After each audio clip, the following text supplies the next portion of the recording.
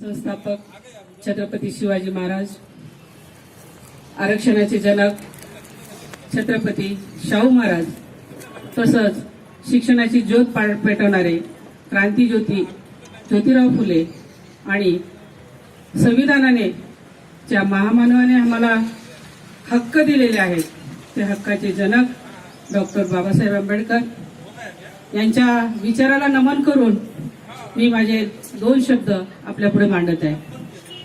आज आपण उपोषणाला जो आपला बसलेला आहोत, असा 3रा दिवस आहे आपला। या 3ऱ्या दिवसाच्या उपोषणाला आपण सर्व ठिकाणी आपल्या महाराष्ट्रातल्या ज्या आरटी समितीच्या तिथेही आपले बांधव उपोषणाला बसलेले आहेत आणि एक चांगला प्रतिसाद आपल्याला मिळत आहे। या सरळ मागणी आहे। आताच आपल्याला सरांनी सांगितलंय की आमच्याकडे सर्टिफिकेट आहेत, आमच्याकडे पुरावे आहेत, पण 2012 पासून आम्ही बघतोय की आमच्या व्हॅलिडिटी ज्या आहेत त्या देत नाहीयेत। कायद्याच्या ज्या काही नियम अटी आहेत त्याची पूर्तता केली जात आहे। आता प्रश्न एवढा झाला ते 2018 मध्ये की जे विद्यार्थी शिकतायत, जे मेडिकलला गेलेले आहेत, इंजिनिअरिंगला गेलेले आहेत, हे तर घरी येत आहेत, कारण पहिले आपल्या समितीच्या पावतीवर आपलं शिक्षण चालू असायचं, पण आता तसं नाही। जोपर्यंत आपण व्हॅलिडिटीचं कागद पुरावा देत नाही तोपर्यंत आपल्याला प्रवेश दिला जात नाही।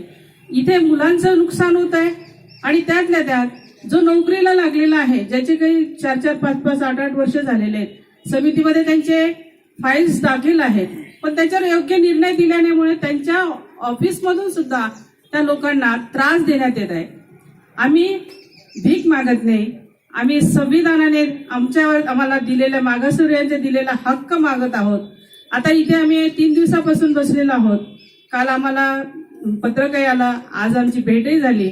सरळ त्या मागणीमध्ये 14 ज्या आमच्या मागण्या आहेत त्याच्यातली प्रमुख एक मागणी आहे की रक्तनाते संबंधीचे जर एखाद्या मुलाला जर वैधता पाहिजे असेल, वडिलांचं असेल, तर त्याला दिलं जात नाही का? आमच्यामध्ये म्हणजे आमच्या जन्म दिलेल्या जन्मदात्यावर तुम्ही भेद करताय, शंका उत्पन्न करताय। जे तुम्हाला कायद्याने दिलेली योग्य जी सूचना आहे त्या सूचनेचं तुम्ही पालन करा।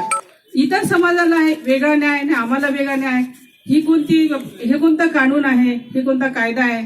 आज इथे बसलेले आमचे युवक आहेत, त्रस्त आहेत आणि सरळ तर मी असं स्पष्ट शब्दात सांगते की आम्हाला संपवण्याचं, म्हणजे आज जर आम्हाला हा न्याय नाही मिळाला तर आम्ही महादेव कोळी, टोकरे कोळी, मल्हार कोळी, आमची इथे म्हणजे बिना फाशीचे मरण आम्हाला संपवण्याचा हा कट आहे।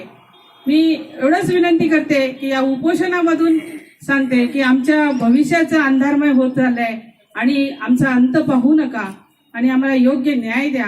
आणि सर्व बांधवांना मी ज्या उपोषणाला आपल्या सहकार्य करतायत, बाहेरच्या आता हिंगोलीचे लोक येऊन गेलेत, पहिल्या दिवशी जालन्याचे लोक येऊन गेलेत, आम्ही महाराष्ट्रात आहोत हे तुम्हाला सिद्ध करण्यासाठी नाही तर आम्ही आहोतच इथे, पण आम्हाला खोटं ठरवण्याचा जो डाव आहे तो डाव इथे आता संपणार आहे, कारण आम्ही जागृत झालेलो आहोत। आणि पुन्हा एकदा मी सर्वांना विनंती करते की एक जोरदार घोषणा देऊया, हर हर महादेव, हर हर महादेव, हर हर महादेव, हम सब एक है, हम सब एक है। धन्यवाद।